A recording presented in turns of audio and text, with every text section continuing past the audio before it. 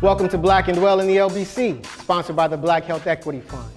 I'm glad to say that I'm all three of those things, and I hope that you are well wherever you may be. My name is Percy Daggs III. In this segment, the fellas and I discussed personal tragedy and how we've been affected by COVID-19. It's been absolutely devastating. And the effects haven't just been felt by the Black community, but worldwide. In the city of Long Beach, 922 recorded deaths, 52,000 confirmed cases. In the United States, 563,000 deaths, 31 million confirmed cases. These numbers are staggering, mind-boggling, almost too hard to believe. But unfortunately, they are real. I had the honor to hear the personal story of a very long-time friend. Here he is. This is John. I should give him a Steve Harvey type introduction, to be honest with you. This is John Atkinson. You know, like when they bring out the Kings of Comedy? Just a regular, just a humble community servant. That's all I am. You know what I'm saying? Very just good trying to do what I can to help out people. Yeah, I'm John Atkinson, born and raised Long Beach. Professionally, I'm a supervisor with the LA County Probation Department, and I've been a volunteer coach at LBC for 30 years. This COVID-19, I've heard these brothers talk about, you know, and on TV and stuff, and someone brought up the word of hoax. And my thing is like, you know, me personally, you know, I did lose my wife to this virus. And for me personally, it was very hard, and it's still hard. She's been, she passed away 2 months ago today, as a matter of fact. Well, since, you know, it would be the 29th, we was in regular, but you know, she passed away on the 29th of December, and for me, it was hard naturally because of the passing, but I never thought that I would be involved in a government conspiracy or whatever you want to play, because you know, you have people who were in powerful positions and basically said, oh, don't worry about this. Drink some bleach, or don't worry about this. And, you know, me and my family, we don't buy into society's party. You know, 1 and 1 is 2. So if somebody's dying from something, it's real. It ain't no hoax. And, you know, she was very careful, but she still contracted, and then the sad thing about it was, you know, she had underlying conditions, and she had beat the virus. And I got a phone call. Every day they would call either me or my daughter and say how she's doing in the hospital.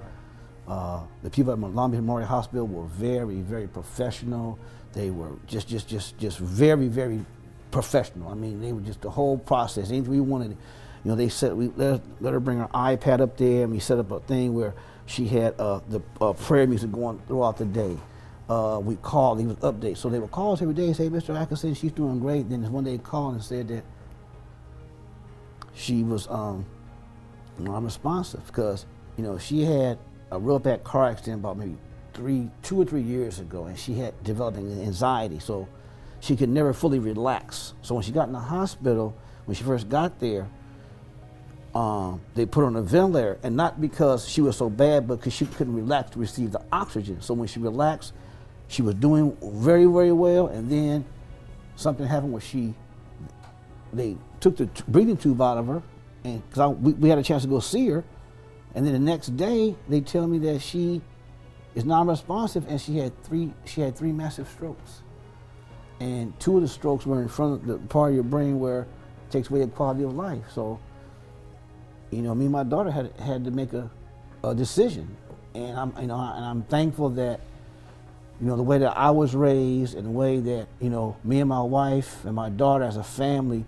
you know, we look at life in reality. We don't play make-believe, we don't play hocus pocus. And we have talked about as a family, if anything ever happened to any of us and we don't have no quality of life, then let me go and rest in peace. But it was hard because, you know, she had just turned 50 years old. She had just turned 50, and, you know, we were looking at the next years of our life together. You know, saying my daughter, we going to medical school. You know, hopefully I'm going to retire in about 3 or 4 years, and she was still, and we just just talk about doing things, and I was trying to find things I could do more to help the community. I have more time, but now it's like,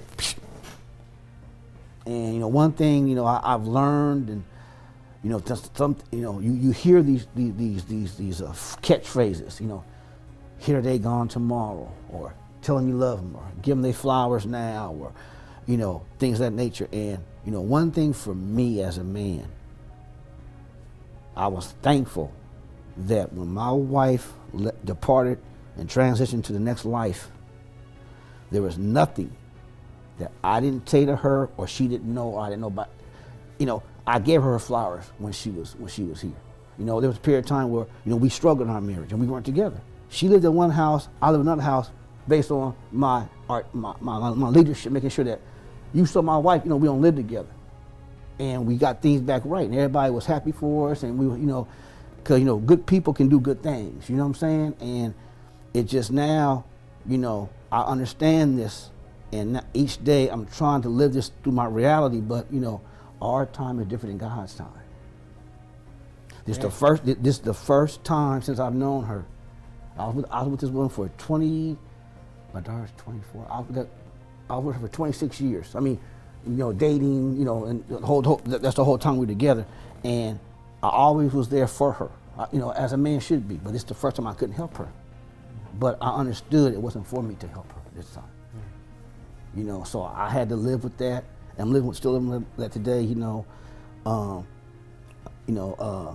thankful that my daughter, she really instilled some values in my daughter that I'm still blown away right now. Because since my wife has passed, my daughter has not missed a beat.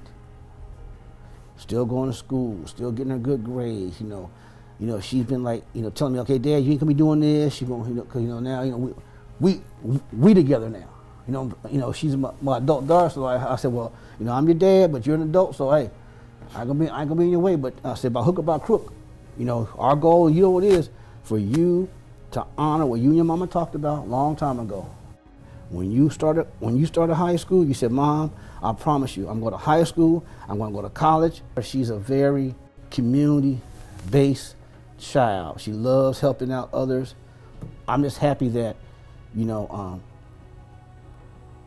we had a good support system from the people around us. Advice, checking on me, checking on my daughter. And, she was a good woman. She was a teacher. She taught at Bear Elementary School up in LA, right there in the hood, and 17 years. And they always asked her, we want you to come up in administration. No, I gotta help these kids out. I gotta help. She was combing their hair for them and stuff, and just, right there in the hood. But she was just good people. So my mom just has a heart for just helping people, wanting to help people out, and teaching was really her calling. Asia Atkinson says her mother, Erica Brown Atkinson, found her calling early and worked hard to become a teacher. Atkinson was born and raised in Compton and wanted to be a mentor to children in her community and inner city. She accomplished that with fifth graders at Charles Barrett Elementary School. My mom really touched a lot of her students and really encouraged them to, keep going and not let their circumstances or their environment dictate, or other people dictate, where they end up in life. But Atkinson's life was cut short in late December after she passed away from COVID complications. Asia says her mom didn't show any symptoms before they found her passed out at home in early November. The 50-year-old was put on a ventilator, and she later suffered 3 massive strokes. So basically, off of the ventilator, my mom would have had no quality of life. Atkinson spent her entire teaching career, 18 years, here at Barrett Elementary, teaching the 5th grade. Her daughter tells us she finds comfort hearing how well loved and respected her mom was by her students and colleagues. One of her students, when she passed away, reached out and said that my mom inspired her to strive for a career in education, and she just got certified to be a teacher. Asia says her mother had type 2 diabetes, but recently lost weight and got off her medications. She doesn't know where or how Atkinson contracted the virus, but she hopes people will hear their story and understand their loss. Just be cautious, be vigilant, wear your mask, and stay safe, and keep your loved ones safe as well. Atkinson leaves behind her daughter and husband. Asia tells us she's in school working to become a pediatrician.